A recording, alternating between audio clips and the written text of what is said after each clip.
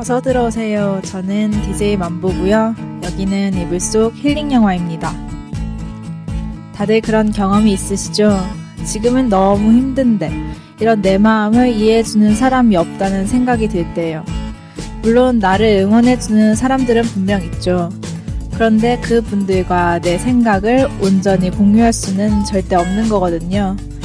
그래서 이 세상에 나는 혼자인 것만 같은 공허한 마음이 들 때가 있잖아요. 그럼 저는 나와 똑같은 도플갱어가 나를 이해해주고 위로해줬으면 좋겠다고 생각한 적이 있어요. 그런데 만약 그런 나도 나를 잘 알지 못한다면 어떨까요? 그러니까 내가 내 마음을 잘 모르고 있는 거 말이에요. 저는 이렇게 살아간다면 타인이 나를 이해해주지 못하는 것보다 더 큰 공허함을 느낄 것 같아요. 나를 완전히 잘 이해하고 위로해주는 건 나뿐이라고 많이 생각하잖아요. 사실 전혀 예상치 못한 제 모습에 놀랐던 적은 꽤 많습니다. 연애할 때는 내가 이렇게 이기적이고 아기 같은 면이 있었나 하고 저를 되돌아보게 되고요. 또 요즘엔 꿈을 꾸며 열정적으로 살 거라는 생각을 갖고 있었던 전데 참 게으르고 눕길 좋아하는 사람인 것도 알게 됐습니다. 막연히 꿈을 좇는 것보다 안정적인 직업을 갖고 편안하게 살고 싶은 욕망도 발견했고요. 그런데 이걸 인정하기 전에는 꼭 더 혼란스럽고 힘든 시기가 있었어요. 뻔히 다 아는데 고정관념 때문인지 모른 척하게 되더라고요. 그래서 오늘은 이런 이야기를 해볼까 합니다. 이미 다 알고 있지만 그런 내 모습을 외면하려 했던 경험에 대해서 여러분의 사연과 영화로 더 이야기해봐요.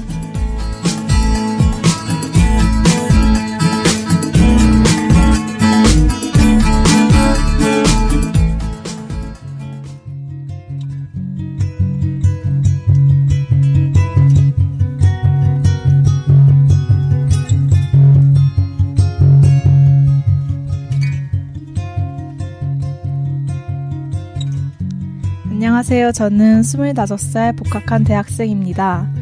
저는 대학교 1학년 때 정말 많이 좋아했던 여자친구가 있었습니다. 하지만 군대를 가고 여러 다툼으로 헤어졌습니다. 그러다 너무 그 친구를 잊지 못하겠어서 못된 생각이지만 다른 여자분을 만나야겠다고 마음을 먹었습니다. 다행히도 한 여자분을 만나게 되었고 그분이 저를 좋아해주는 모습에 저도 마음이 갔습니다. 그렇게 나름 잘 사귀고 있지만 이상하게 자꾸 예전분 생각이 납니다.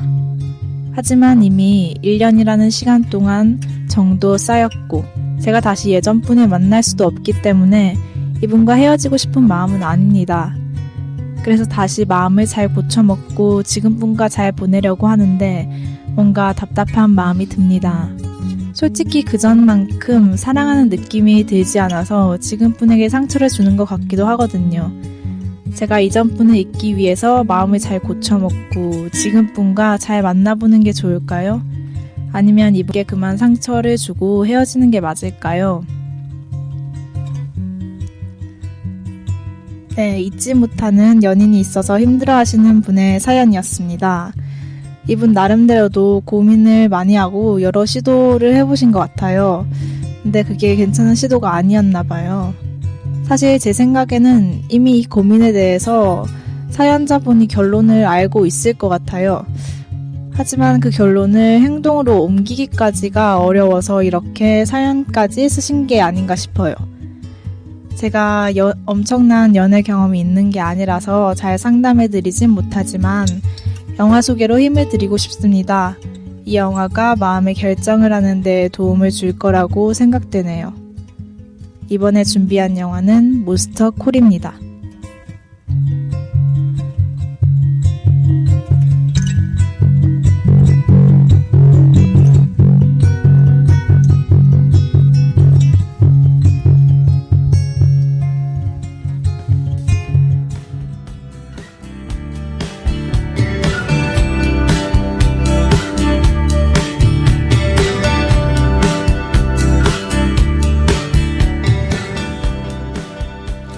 사실 몬스터콜은 사연 이야기와 걸맞는 멜로물이 아닌 한 소년의 성장기를 담고 있습니다.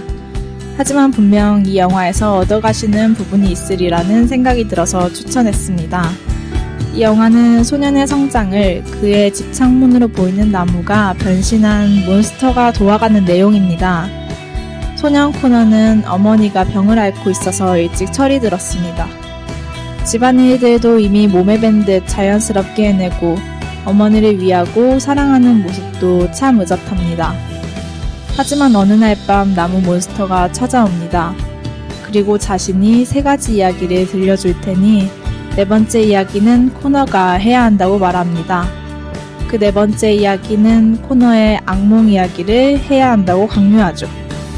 하지만 코너는 자신의 악몽을 입 밖으로 꺼내기 싫습니다. 그 악몽은 엄마가 싱크홀로 떨어지는 내용이기 때문입니다. 하지만 코너에겐 악몽을 이야기하기 싫은 보다 더 큰 이유가 존재했습니다. 코너의 주변 사람들은 엄마가 나아지기 힘들 거라 이야기합니다. 할머니는 엄마가 떠나가면 혼자 남게 될 코너가 걱정이 돼서 데리고 가려 합니다. 또 코너의 이혼한 아빠도 엄마가 더 이상 나아지지 못할 거란 걸 이제 그만 받아들이라고 이야기해주죠. 하지만 그런 말들은 이제 그만 듣고 싶습니다. 그리고 화가 납니다.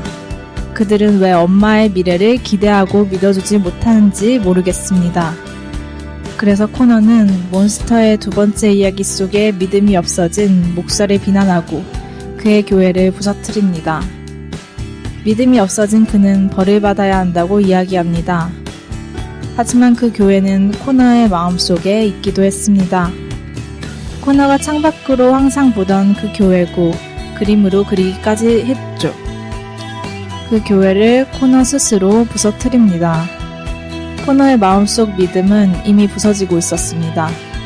사실 주변 사람들이 말하지 않아도 고통스러워하는 엄마를 보면서 코너는 두렵고 흔들렸습니다. 그렇기에 코너의 악몽 속 교회는 무너지고 엄마마저 싱크홀 속으로 떨어진 거죠. 하지만 몬스터는 괜찮다고 이야기해줍니다. 코너는 그런 자신을 궁지로 몰아넣고 비난했지만 몬스터는 인간은 누구나 그렇다고 다독여줍니다. 몬스터의 1번째 이야기가 바로 이런 인간의 양면적인 모습을 잘 보여줍니다. 마야는 살인자가 아니었고 백성들에게 훌륭한 왕은 자신의 권력을 되찾기 위해 무고한 사람을 죽이기도 했죠. 완전히 선한 사람과 악한 사람은 없습니다. 인간은 누구나 어두운 면과 욕망을 지니고 있습니다. 하지만 이런 자신의 모습을 인정하는 건 쉽지 않습니다. 코너는 몬스터의 3번째 이야기로 인해 그렇게 투명 인간으로 살고 있던 자신의 그림자를 발견합니다.